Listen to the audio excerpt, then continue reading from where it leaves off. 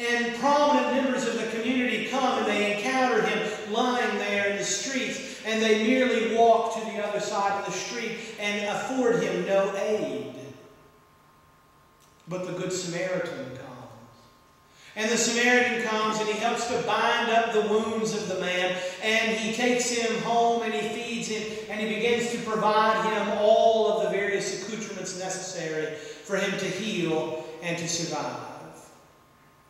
It was no accident that Jesus would choose a Samaritan to be that example. Samaritans having been seen as having intermarried with Jews, having intermarried with the tribes around them, seen as half-breeds, less than human, sometimes described as dogs. And yet Jesus is giving us the point that anyone is capable of showing compassion. Anyone is capable of overcoming the human propensity toward indifference, toward apathy. It is what we need if we are going to indeed live a life that is dedicated to caring, and a life that is dedicated to spiritual pursuits. We must be about the active participation in the lives of others. We must be about actively caring for the lives of others. I'm so pleased when I see the list of all the things that are being done by folks that are attempting to reach out into this community. Our church is small, and yet the impact is large. Because as Easter people, we are taking seriously the task of keeping indifference at bay. But eternal vigilance is the price. We have to always beware of filling our lives up with too many things that don't allow us to connect with others, that don't allow us to reach out to others, and to be part of the life of other people. There was an experiment done at the University of Chicago some years back by a social psychologist who wanted to see the effect of time on generosity. Selecting 5 students, he gave each of them the same task to accomplish on the other end of the campus. And then he told them, for one you will have 2 hours, for one you will have an hour and a half, for one you'll have 45 minutes. All the way down to one you'll merely have 15 minutes to accomplish the task I've given you. And then he turns them loose. And along the way, each of these subjects of his experiment encounter first a woman whose grocery bags are breaking. Second, someone who has fallen off the sidewalk and twisted their ankle. Thirdly, a man an elderly gentleman looking for the bus stop. All of them placed there by the researcher. And his task was to see how people responded. And what he discovered was this, is that those who had ample amounts of time were more likely to respond to people in distress than people with no time. You know, what we have developed in our modern life is in the rush to fill our lives with so many activities, in the rush to be so goal-driven, in the rush to add all that we can so that we get the most out of life, we have found ourselves, in effect, becoming indifferent to the suffering of those around us. We've become indifferent to those that are in need of our help. We have become indifferent even to ones that we love, and we don't nurture the relationships as we ought to do. And yet what Jesus tells us is this: if we are to live a life and live it more abundantly, it will be a life of connection. It will be a life where we do in fact answer the question that Cain asked to God when God said, "Cain, where is your brother?" And he replied, "Am I my brother's keeper?" Down through the Scriptures, the answer that comes back to us over and over again is yes, you are in fact your brother's keeper. We are told to care for the stranger, to care for our neighbor. We are given this task to be bound up in the lives of others. We are given a directive as Christian people not to encounter one another with a spirit of apathy and indifference. What affects one affects others. That organic connection between human beings is a sacred and worthy challenge for us to maintain. We are called on by God to do so. to find in one another ways to perform ministry and to be with one another in a spiritual and a healthy way that helps the others to grow and to live and to thrive. And it makes us grow and live and thrive as well. What happens in a society where there is a tremendous lack of connection, what happens in such a society becomes a society of loneliness. A society of indifference is one that is bereft of happiness and joy. It is a society where we all, in the words of Henry David Thoreau, live lives of quiet desperation. We have to be bound together. This past week, with the death of Margaret Thatcher, I was struck by some memories about British history. And one was a book that I read several years ago by the British historian A.J.P. Taylor. And Taylor wrote a history about the Blitz over Britain in 1941, when Nazi Germany, in their terrible desire to overrun the world and to subject it to the tyrannical dictates of a madman, they had attempted to bomb the cities of Britain into the ground and bomb Britain into surrender. And as people went through this, what Taylor did is he began to interview people after the war to see their memories and to see what they thought about and how they recollected that terrible summer when the Germans tried so desperately to bomb the British into submission. To be sure, he heard stories from people who said it was a terrible time. Our houses were destroyed. It was terrible to stand on the streets and see St. Paul's Cathedral burning. It was terrible to see German airplanes scraping Buckingham Palace and to wonder if the leadership of the country was safe. It was terrible to see the children loaded onto trains and taken out into the countryside to get them away from the bombs that were falling on the cities. And with all of that negative recollection, with all of the memories of how terrible that moment was, that moment that Prime Minister Churchill would refer to as their finest hour, A.J.P. Taylor found something he did not expect to hear.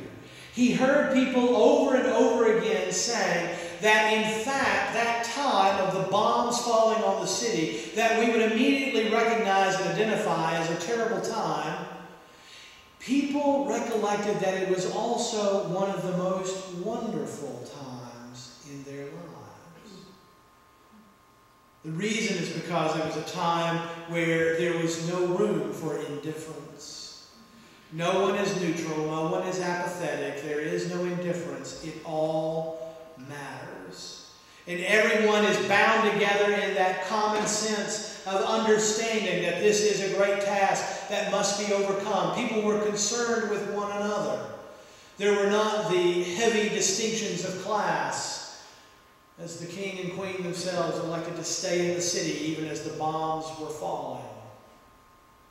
The sense of togetherness, the sense of being bound together, the sense that there was no room for indifference.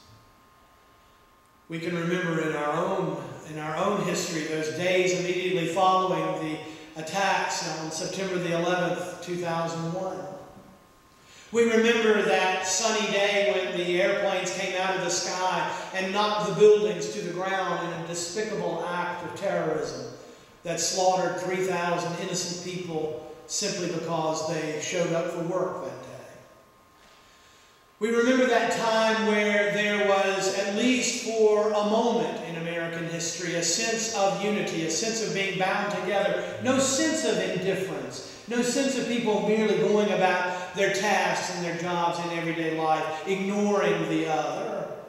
I remember at least a few weeks of time where people spoke to one another on the streets, where there was a sense of solidarity and not division, where there was the sense of common cause and common purpose. What Jesus wants from the church is that level of unity. He wants to have those who are in the church bound together with a sense that it matters.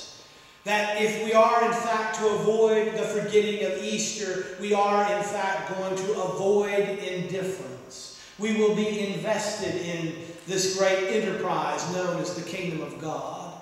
We will do our part. We will be bound together. We will help to bear one another's burdens. We will help to celebrate one another's victories in life.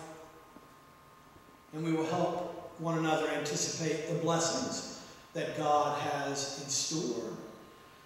Materialism is certainly a way to forget Easter, but indifference is certainly another way to forget Easter. To deny that we are in fact Easter people is to embrace that sense of indifference. Well, finally this. In the spring of 1964, prior to conversations in this country about school shootings, prior to crime being so rampant on the streets of major American cities and even in rural areas, prior to a time when the entire fabric of our society seemed to be unraveling, where we glorified violence and where we have a sense that people are disposable. In 1964, even with all of its complications, with dangers beginning to build in Southeast Asia, with the President of the United States having only months before been murdered on the streets of a major American city, it's still, even in retrospect, with all of that going on, given all that we have gone through as a country and a people since then, and how we experience the world today, 1964, the spring of which seems to be, by comparison to today, a very innocent time. And it was in that innocent time, that more innocent time, that spring of 1964, that a young woman by the name of Kitty Genovese returned from the bar where she worked as a bartender to her tenement house in New York City. As she returned to her tenement house, she was fumbling for the keys to get in, and as she was searching for the keys, an assailant came from the bushes and pushed her to the ground. Over the course of the next few minutes, she was brutally assaulted and she began to scream, and lights began to go on all over the tenement building. And as the lights came on, her assailant withdrew and fled into the darkness. Confused, bewildered, and bleeding, she again began to fumble for her keys. And as she was looking for them, the lights in the tenement building began to go out again. As the lights went out, the assailant, seeing that her neighbors were abandoning her to the darkness of the night, he returned. He returned, and for the next 20 minutes, as she screamed at the top of her lungs, he assaulted her until she was dead. When the police arrived and they began interviewing the people in the tenement building, they found that there were no fewer than 39 witnesses to the attack and subsequent murder of Kitty Genovese. Not one of the 39 had called the police during the attack. An appalling moment of indifference. An appalling moment of what social psychologists now tell us is the diffusion of responsibility, where we just assume someone else will take charge of the situation, that someone else will handle this, and we don't have to worry about it. 39 witnesses to her murder. I believe that Jesus is calling us to live a life where we care for one another. I believe that Christ is calling us for a new kind of understanding about what our social relations should be with one another. We don't merely owe one another the right to be left alone. Am I my brother's keeper? Yes. When the music plays, we dance. When mourning is to be done, we mourn. When there is someone bleeding in the streets, figuratively or literally, it is our task to be the Samaritan to help. If we are in fact to be Easter people, we are going to be the kind of people who are not indifferent. We are going to be the kind of people who are going to care about our community. We're going to care about our church. We're going to care about each other. But in a time where we are encouraged to have a world that is very small, where we look only to ourselves and to the padding of our own comfort, in a world where we are asked to to simply abide by our own business and to leave everyone else alone. In such a world where we have little time to talk to those who are lonely,